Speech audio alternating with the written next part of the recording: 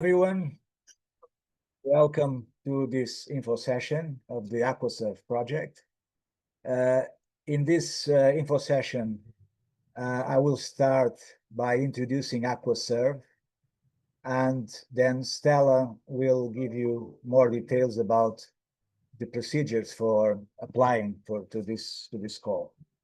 So, AquaServe is it's a European project, but has a particular feature, which is it's an infrastructure project. That means that there are several institutes that make available their facilities, equipment, etc., for researchers from everywhere to come and work there, to do their own project.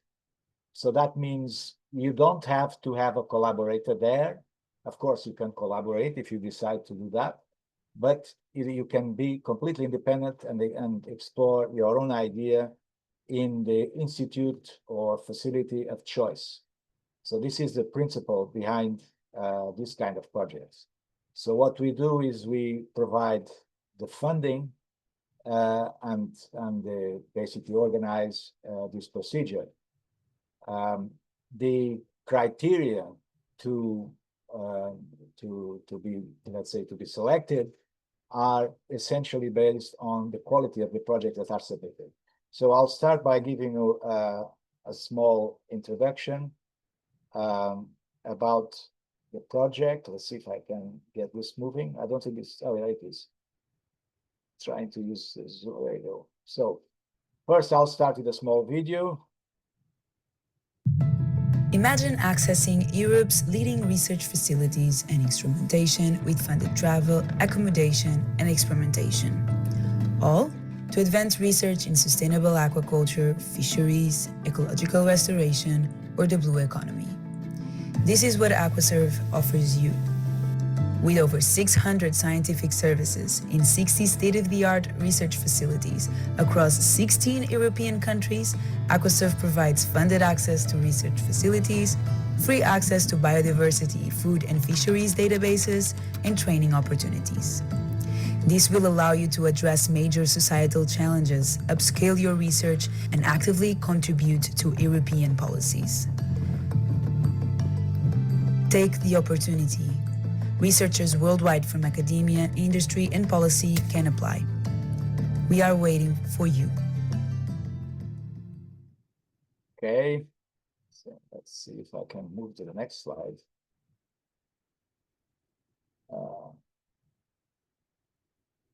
There you go. So as I mentioned before, this is a Horizon Europe funded project. The total funding is near 15 million, but of those 15 million, about 8.5 million is to be distributed by the researchers. So that's the reason for through these calls, like the one that we are explaining today. And it can be researchers from academia, industry, and policy, basically from anywhere. So we have 8.5 million to distribute. This is through a process called transnational access, which means that you cannot apply to your own country. There is only an exception, and that is the members of the MBRC can apply in their own country. So this is this transnational access. Basically, it's a general European rule. As you know, normally projects in Europe have to be with several different countries, and this is basically an extension of that principle. But researchers from outside Europe can also apply to come to Europe. So, as I mentioned in the introduction, funding for this transactional access is provided competitively. So you submit a project, and these projects are to be carried out normally in 3 months or less. In fact, the European Commission stipulates 3 months as the maximum, but sometimes you may be able to get some agreement with the host institute, for example, for experiments that take longer, and they can look after the experiment. You could, for example, come and to the institute early in the experiment, and then at the end of the experiment, or close to the end, to collect the data, etc., etc. But most of the projects probably last a month or less. Um, that's the experience from historical experience. So we have today a special call that is dedicated to ecological restoration.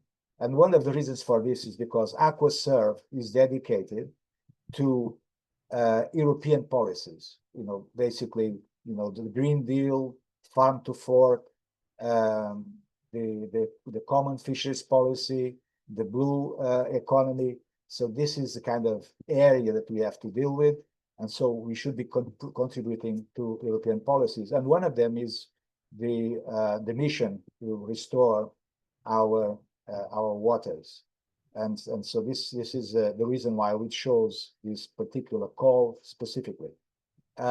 In case you don't know, we also have an open call. That means you can apply anytime and in any of the subjects related to these topics I mentioned before. So these policies. Oops. Okay. So let's go back to transnational access is a mechanism that provides researchers with the opportunity to access these advanced research services uh, in the different institutes across Europe, and it's completely or partly free of charge. I'll explain this. So first of all, normally you have to, why would you go to another place? It's because, for example, you don't have a special equipment or some experimental facilities. And so you find in these places the facilities that you need to develop your ideas and do the experiments. Now, why is it could be partially free of charge? If in your experiments, in your project, you consider very expensive reagents or materials, then that's not covered. So we cover the usual stuff, the basic stuff. But if there are some special, reagents that cost a lot, then that's not covered. But there are two types of access. One is on site, which is just what I explained. You go to another place and do the experiments there, or remote. If you just need some samples, for example, you live in Sweden and you need some samples from Portugal, we can send you the samples. And then you don't have to come here. You can just take the samples, and that also considered. So that's the remote access. There is also a variation of this, and that's virtual access when you're just looking for digital databases. And for that, you can just go through the databases and collect the data. So if you go to our website, you can see all of these. Now, what are the costs that are covered? So the costs of access, that means that, the facilities will have expenses. And of course, we have to cover those expenses. General lab materials, standard consumables, like I mentioned just before, the travel and accommodation and subsistence. And in the case of sending the samples remotely, then that's also covered.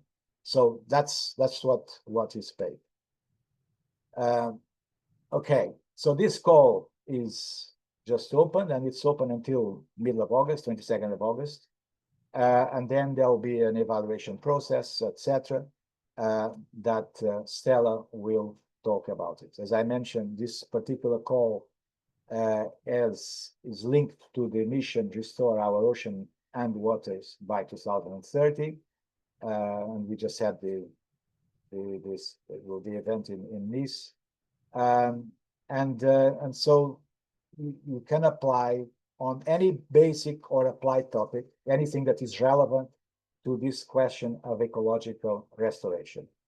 We have a list of topics, which are essentially suggestions that I will just quickly go through. But first, just to give you an idea of the places that are involved, the countries.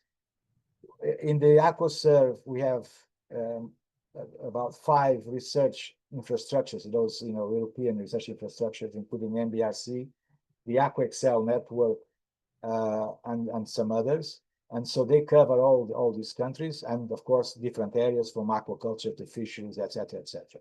And it applies both to seawater and freshwater. So it's not just marine.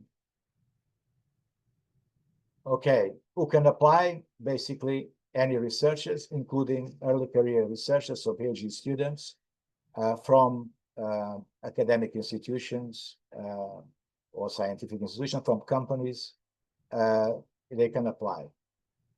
If someone does not have a legal affiliation to an institution, it cannot apply. It has to belong to be someone that has some kind of contract with an institution, because we deal with institutions, not with individual researchers in terms of the paperwork. So what do we offer? Funded access, I mentioned this already.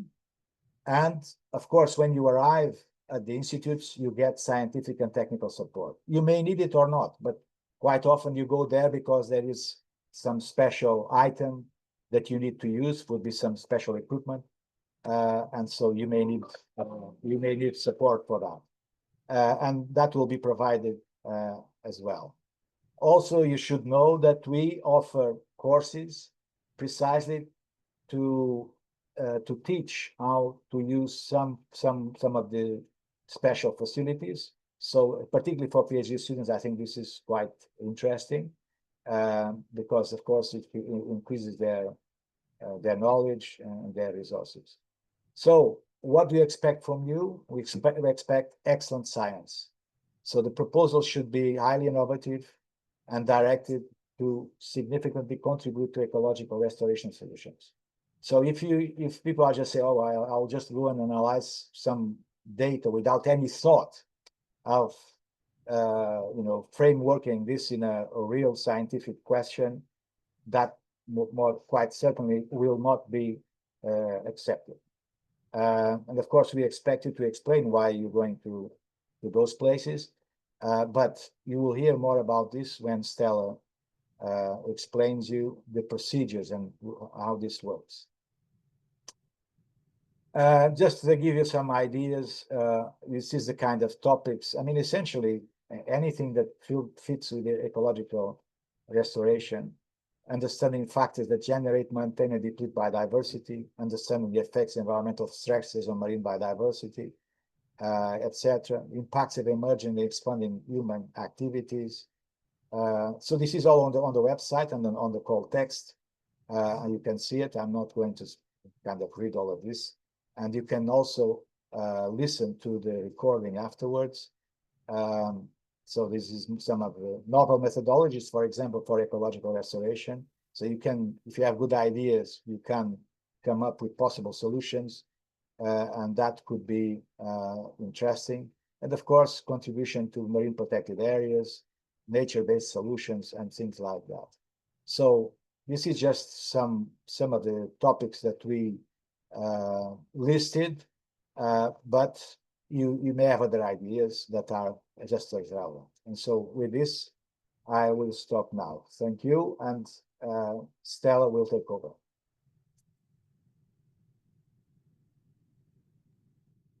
Okay, great. Yes, thanks, Adelino. Now we will get into really what an application, which steps it goes through from conception to being approved. And at the end, I'll just give a couple of comments about what happens after the project as well. I will go through this fairly quickly, I think, to leave enough time for questions in the end, because I think the most important thing for us all to discuss here is maybe more specific questions that may come up. But just to give you an overview, so some of you might be aware that there is the open call in Aquaserve, and then, as Adelino now explained, there's also this specific call on ecological restoration. And this call opened a couple of weeks ago, and there's a fixed submission deadline in this call, which is the 22nd of August. So we are accepting applications on ecological restoration within this specific call until the 22nd of August. And then we will take each application through the different review steps, which I will talk about a little bit, and then you'll have the decisions in November. for any applications that go through all of the steps. So for you, what's important when you are preparing your applications is, first of all, of course, that you have a thorough look through the service catalog, which you can find on the Aquaserve website. And maybe, Anna, you can put the link in the chat if you have not yet. And we'll see a slide a bit later on where I can show you the filters that you can apply when you look at the service catalog, which may be handy as well, so that you don't get overwhelmed by those 600 services. There are some ways for you to filter it just to have a better feeling for maybe where you want to direct your search for the specific things that you need for your project. Then we have a TA handbook. So this is a very long guide where you, in the second section, also see descriptions for all of the different access providers that we have in the program. So if you go to the TA handbook, which you will find on the website, and again, we will put all the links in the chat either now or I will do it after I stop talking. If you go to the TA handbook, then you will see everything I talk about now in detail about the actual application process. And as I mentioned, also about all the partners. Then the application will go through 3 different checks. First of all, we check whether the applicants are eligible. So Adelino already talked about that.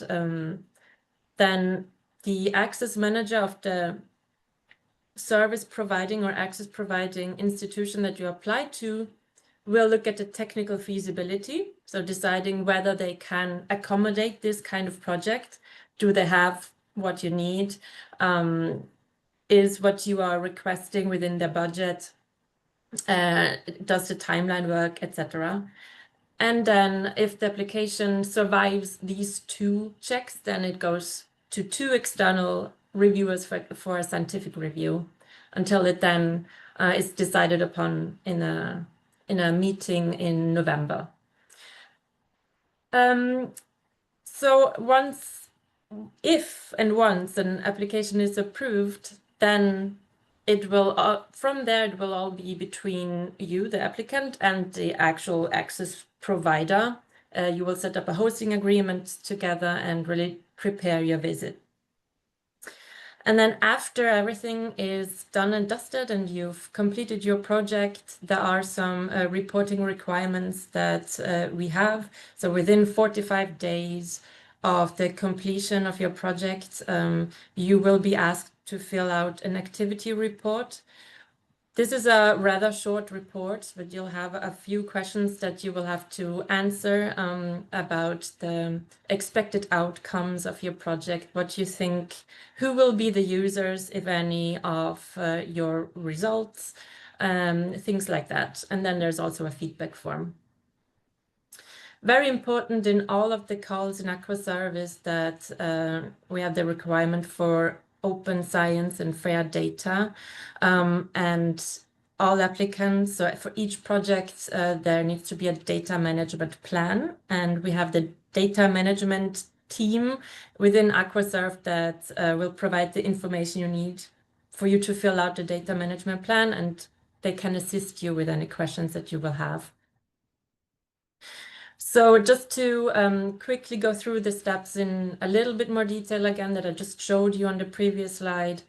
From the moment on where we look at the applications, the first thing is really to look at eligibility. Adelino already talked about this. He already told you who is eligible. One thing to add here is that a project might be submitted by one single researcher, or you might be 2 users, or you might be a whole user group.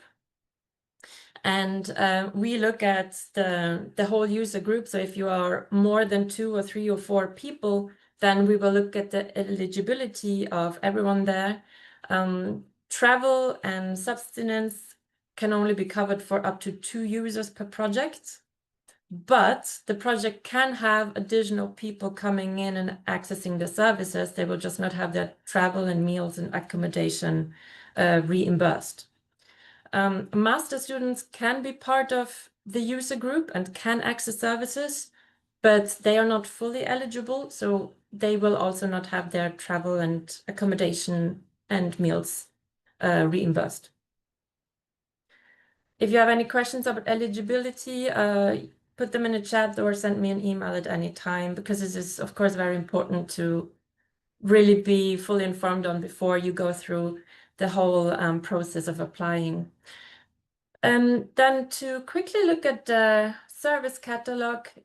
So on the Aquaserve website, which you can see a screenshot of here, if you go to the service catalog, then you will see these little cards of the different access providers. And here at the top, you see filter by infrastructure, expertise, or country.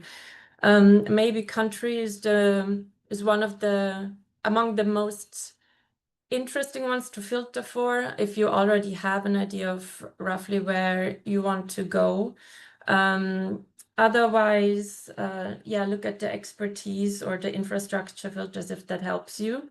Then if you click on any of these cards with the services offer buttons here, then you'll be taken to the specific page of the access providers where you will get more information. Here again, I want to just highlight the TA handbook.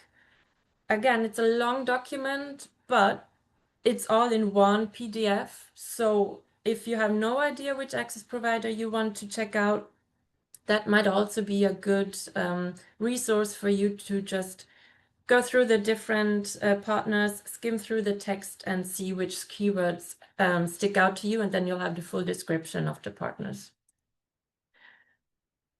Then before you submit an application, I cannot stress enough how highly recommended it is for you to speak to the contact person at the institute you want to apply for, or for the services you want to apply for. Because this is the person who can really help you draft the application in a way that it is technically feasible, and so that it will survive those initial steps that I told you about before going through scientific review. And the access managers prefer if you reach out to them first. So you are not bothering anyone. They really want you to contact them first. And then you can work on the application together, and then you'll be really better informed and you'll know how to fill it out. And so this is really the best advice. If I can only give you one piece of advice, this is it. Contact the access managers once you have decided where you want to apply. Okay, and so this is an example of one access provider. So it's CCMAR, who are our hosts today, and also where the project coordination is of Aquaserve. And so if you click on any of those service providers that we just looked at on the previous slides, then you'll have this site pop up where you get more of the details. And if you scroll down here, then you'll have a text with a description as well of the services that they offer. Once you are at the stage where you know where you want to go, you have contacted the access manager, and you are ready to start working on your application, then you will be guided to another platform, and this is the application platform, and it's called ARIA, which is used by other programs as well. And there's a dedicated page on ARIA for the Ecological Restoration Call. So this is separate from the open call, and we will also put a link to that in the chats, and I can do it later, Anna, if you don't have it handy now. Okay, perfect. Thank you. And so you go to this specific link on ARIA, and there you will then have to select the service or services on ARIA directly. And it will then take you through the different steps of the actual application writing and submission. I will just check what's on the next slide. Yes, so this is what Aquaserve on ARIA looks like. The ecological restoration page looks slightly different, but it's pretty much the same thing. You will have to register first and foremost. And once you have registered, which should be a very easy process, then you're either already logged in or you log in here, and then you will be taken to a page where you select the services. If you have any questions about where to find the services on ARIA that you already know you want, just send me an email before you waste time. If you really cannot find it, I will be able to guide you very quickly towards where you need to be. And then in the actual application form, you will have a quite substantial amount of questions. Most of them are about you and your co-applicants, and then a lot of them are about ethical requirements. So these are just yes and no answers. And then in the middle of all of that, you have the scientific proposal section. It is a rather short one, I would say, but this is really the important part where, well, all of it is important, but this is the part that scientific reviewers will look at. So the scientific reviewers are, as I mentioned, 2 external reviewers. So they're not within Aquaserve, or at least one of them will not be at all times, but mostly both of them are external. And they will look at the specific scientific proposal section in your proposal, in your application. And they will evaluate the scientific excellence. So in the application, you will fill out a summary of your project, and you will provide a scientific background where you can explain what the context is, of course, but also why this is important research. And it's very important also to highlight the novelty, kind of what are you bringing to the scientific community that is not known yet, because that is also a category that the scientific reviewers look at, and that the selection panel who makes the final decision in the end in November will also give a lot of weight to. So scientific excellence, novelty. The other things that the scientific reviewers look at are, have you justified the need for access? There's a question about that as well, where you will explain. It's a short answer, but you can still explain well, hopefully, why you need to access this provider. Why can you not do this kind of research where you are, in your country, at your institution, etc. Another thing that they look at is whether your application aligns with the theme, with the call, with the priorities. Adelino told us about the call and the link to the EU Restore Ocean and Waters programs, etc. So this is the place where you will explain how your project fits into all of that. Yeah, those are the most important ones really to take note of.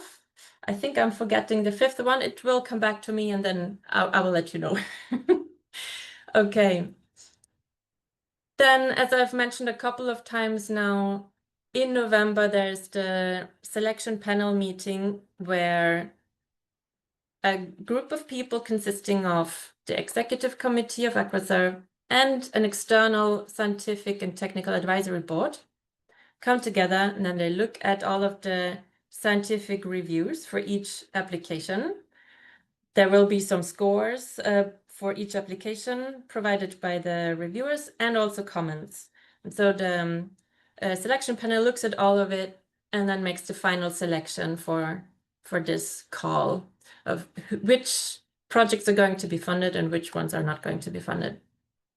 And this will happen in November, first half of November, and then you will be informed as soon as possible. There might have to be some more exchanges with the access managers after the decision, just to get back to them and say, these are the applications that have been approved for your institution. Can you host them at the required dates? Is there any update on your end regarding budget, etc.? And then we can go back to the applicants, review, and let you know of the decision. So you can probably, you can expect the decisions by the end of November, or early December at the latest. And as I briefly mentioned, I believe once your application has been approved, you will then set up a hosting agreement with the access managers. This is the access manager who will reach out to you, will go through a document with you, and this is where you can specify any kind of supplementary or additional consumables, for example, that you need, which Adelino mentioned earlier, might not be covered by the basic funding for the basic consumables. So anything that is really specially required for your project will be outlined in this hosting agreement, and this is also the timer you will really agree or be informed of the travel and subsistence reimbursements, how exactly that works at the access provider, because each access provider might have a slightly different administration and process for these things. So this is where you can, at the latest, really go through those details and prepare your visit. And so on that note, I think that we can take questions now. I already mentioned what reporting requirements are, so I don't think I need to go into that now, but if you have questions about that, please let us know. So we'll stop sharing. And I see that there are quite a few comments in the chat. And in the meantime, I will think about what the fifth criterion is. But let's go through questions maybe. So your first question is from Mohammed Conductor. Is there any academic institutions that accepts candidates to apply jointly? I asked to elaborate because I'm not sure exactly. I don't know if he's still here. Yeah. Mohammed, can you?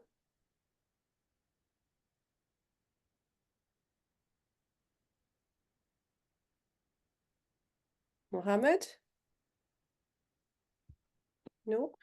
Okay. Then maybe I can try to answer it, although I'm also not sure that I got the question correctly. But so candidates to apply jointly, as I mentioned, an application can be submitted by a user group consisting of more people than 1 or 2 or 3. There's no limit really. The limit is just when it comes to travel and accommodation and meal reimbursements, we only accept 2 users per project. But more than that can be part of the project and access services. And if you come from different institutions and you work on the same project and you want to do the same visit, that is also fine. So I don't know if that answers your question. If not, then please follow up on that.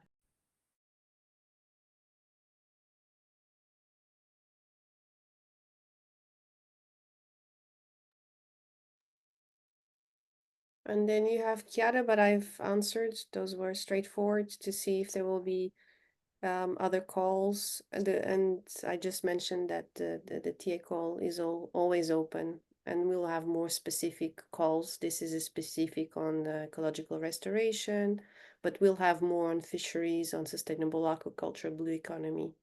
But the TA is, the normal call is always open on all these topics. So you don't have to wait for a specific topic, or if the ecological restoration call ends and you still want to apply, you can still apply to the other call. Thank you.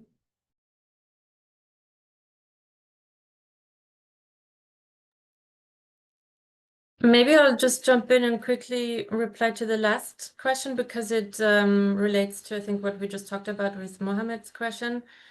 Can 2 researchers from 2 different institutions apply and from different countries? Yes, you can. So really both ways. So first of all, 2 co-applicants from 2 different countries can access the same service together because they are on the same project together. That is fine.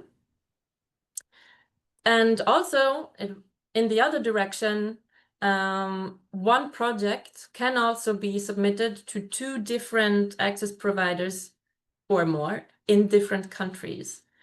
So you're not limited in that way. It doesn't have to be one person in one country going to one access provider in one country. You can combine it. If you have any more specific questions, you can also always reach out to me. And I think you have a better overview of the questions that need to be answered you still. have, so you have Valentina Costa. Well, there was one question before, but it was on whether people need to have an institution, which was from Altin. It is mandatory to have an affiliation, that's for sure. That's what we stated several times. And then you have Valentina Costa. Yeah, we can share the slides after with you as a PDF, and the recording will also be available for you afterwards.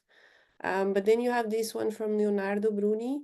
Hi, do you confirm that I can carry out the stay while being unemployed, provided I have an affiliation to an institution? And after a TA stay, can samples be sent on the expense of Aquaserve? I can answer this. Basically, we, as Adelino mentioned in the beginning, we deal with institutions, and therefore, your contractual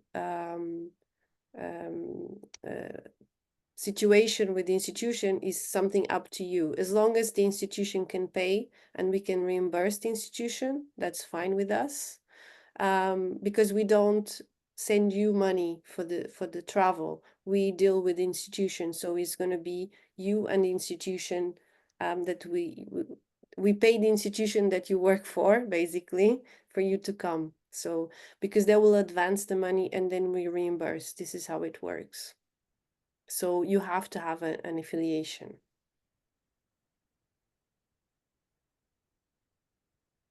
And then Also for insurance purposes, I would say it's, yeah, the institution should be able to provide insurance for you. And then you have a question, maybe it's more for you. Have you suggested specific institutions that accept applications for the Ecological Restoration Call? I would say no. They're asking whether we have specific institutions accepting, that accept applications for the Ecological Restoration Call. It's the same selection, so all of them are also part of this call. Yes. So there's no limitation here. If we have suggested, no, we haven't suggested any either. What you can do if you want to narrow down your search from the beginning because you know what you need in terms of service, you can also send me an email and I can give you a list of the services that would fit what you need. And that way you already have a prepared list. So that's something you can always do as well. I'll put my email address here again. And perhaps to complement, I mean, this is a call for infrastructure. So the idea is that you have an idea and you know more or less what services that you need to use. So, and then you can search the catalog to see where these services are available, in which institutions. And then the idea, to answer Emily's question as well, you should reach out. We strongly encourage you to contact the institution that you wish to go to before you apply, because sometimes the service may be prepared for a different type of protocol that does not fit your experiment. So it's very important that you reach out to the access providers before you apply, because if you use the service before, you know that some services are really specific for certain protocols in place in that certain institution. So you should verify that beforehand. And I will add to that, and this also ties into the second part of Leonardo's question earlier about remote access. So the same advice, Emily, applies to remote access, because here again, So maybe you're applying for specific strains to be sent to you or something else that can be done 100% remotely. But if you contact the access manager on site first, then they will be able to tell you whether they can provide the service. And that saves you from going through the whole application process for something that they might not be able to provide. So it's the same exact advice here. And Leonardo, to your question about samples being sent after your visit, yes, this would be a combined on-site and remote service, and that is completely fine. You can have both of them in the same project.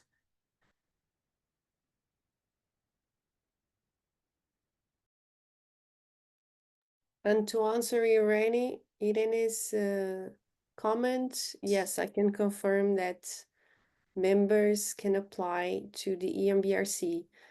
All the infrastructures, the ERIC, so EMBRC ERIC and ANAI ERIC, these are European infrastructures.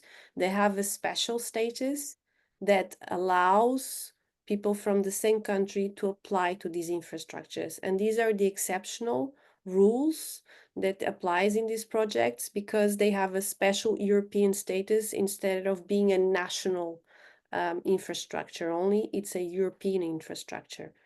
And this is why it applies. So I can confirm that you can apply.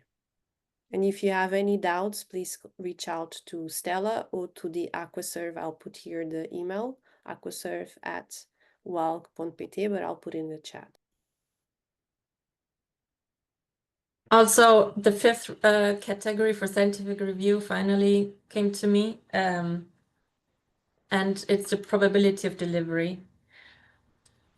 So there's no specific question about that in the application, but a form, but the scientific reviewers will also look at how likely is it that there will be a successful outcome. Yeah, but really the most important points for the scientific review and the ultimate decision in the end is scientific excellence and novelty, really. So make sure that you put a lot of weight onto that in your application, that you really formulated well the thing you want to get across, even though it is a rather short application and we're not asking for a lot of material. Make the words count, really. I don't know if there are any other questions.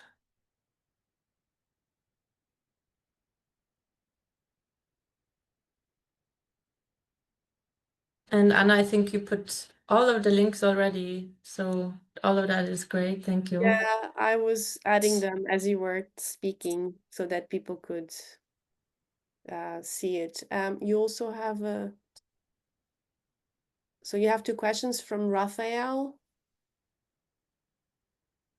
Is the access manager the main contact point for each institution, or will they refer us to someone else for more detailed inquiries? Both, I would say. So, and it depends on the access provider. In some cases, you will speak to only one person, only the access manager, because they will handle everything, and if they need to verify things with any platform managers on site, they will do it and then get back to you. So you will only speak to them. In some other cases, they might also directly CC other people that work there on sites, and then you can also exchange directly with them. So it depends on the access provider, but the access managers that we list on the website are the main contact. So in any case, they will be the ones who then also follow up about the hosting agreement and everything before that and after that. So the second question is, additionally, regarding Aquaserve, does it only cover the production of experimental data, or sequencing costs can also be included? I'm not sure. Can you explain what sequencing costs, what you mean by that? Raphael? I guess is if you're asked to unmute.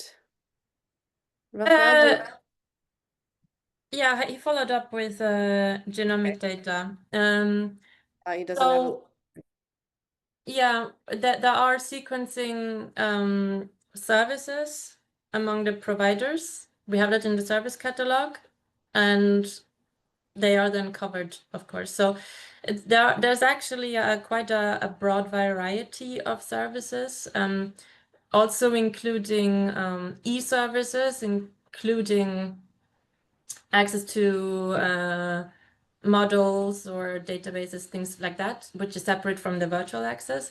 So it's not just I don't know, I'll take an example. It's not just isotope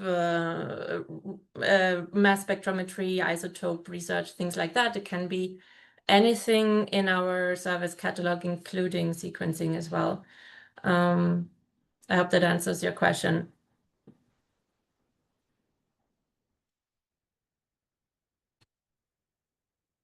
We also have access to boats, scientific divers. It's really a broad catalog.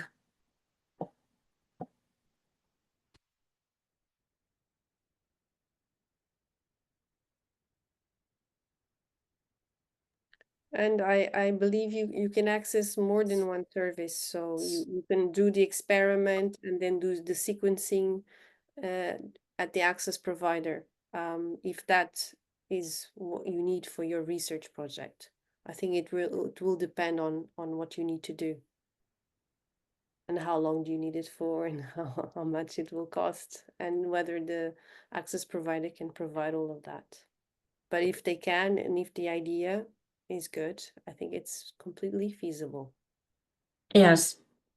Yes, that's a good addition, Anna. And really the best way, I think, to go about it is to explain the project that you have to the access manager, and then they will be able also to talk with you about, okay, which parts, is all of it on site? Can we provide some of it remotely before or after or during? Which services, in which sequence would we put it, and what does it then translate to in your actual application? So the best thing is just to give them the overall view really of your project, and then they will be able to guide you through it.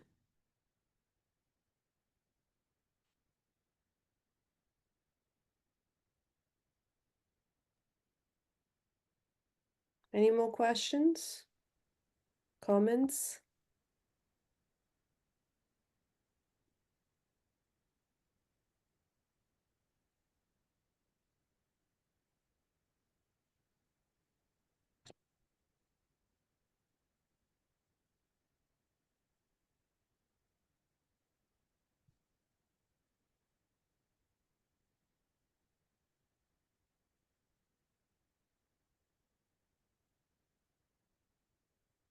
No. We for sure have, I think we've gone through all of them that were in the chat, right? Yes, I've double checked. Okay, looks like it. Well, if there's no other questions, this is the opportunity. And there's no silly questions, please ask us. This is why we're here, is to facilitate your life. One question that comes up a lot, which Adelina already addressed earlier today, but I'll still say it, is that if you're outside of Europe, yes, you can also apply. So if your institution is outside of the EU or any Horizon affiliated countries, you are still welcome to apply.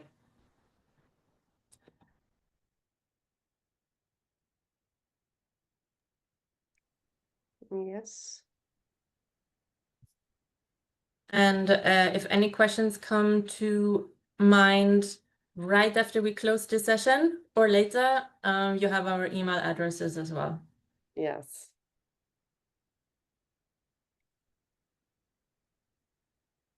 Okay. Well, thank you for joining us. And we look forward to seeing some applications during the summer. Definitely. There's still Thank time. you. So Yeah, it's- 2 months still, loads of time. So thank you all.